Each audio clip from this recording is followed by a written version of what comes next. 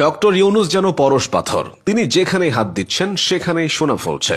ব্যবসা বাণিজ্য থেকে তথ্য প্রযুক্তি, বিদ্যুৎ খাত থেকে বৈদেশিক নীতি, অল্প সময়ে ডক্টর মোহাম্মদ ইউনুস সবকিছুই গুছিয়ে নিয়েছেন। পুনরুজ্জীবিত করেছেন ভেঙে পড়া ব্যাংকিং সিস্টেম, থামিয়ে দিয়েছেন রিজার্ভের পতন।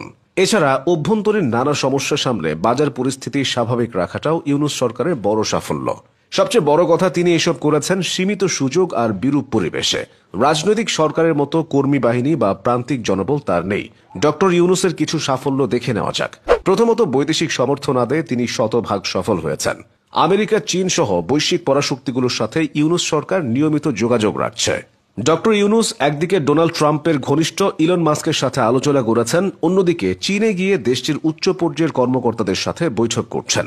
দুটি ক্ষেত্রেই লাভবান হয়েছে বাংলাদেশ। ইলন মাস্কের ইন্টারনেট সেবাদাতা প্রতিষ্ঠান স্টারলিংকের দ্বার খুলে গেছে এদেশে। এদিকে চীনের বাজারে 2028 সাল পর্যন্ত শুল্কমুক্ত রফতানির সুবিধা পেয়েছে বাংলাদেশ।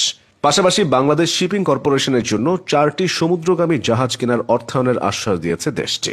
এছাড়া আরও বিভিন্ন প্রকল্পে আর্থিক সহায়তা দেওয়ার কথা জানিয়েছে বেইজিং। সফলতা এসেছে রোহিঙ্গা ইস্যুতেও। বাংলাদেশে এসে রোহিঙ্গা ক্যাম্প ঘুরে গেছেন জাতিসংঘের মহাসচিব। কিছুদিন আগেও এই জনগোষ্ঠীর খাদ্য সহায়তা নিয়ে শঙ্কা ছিল।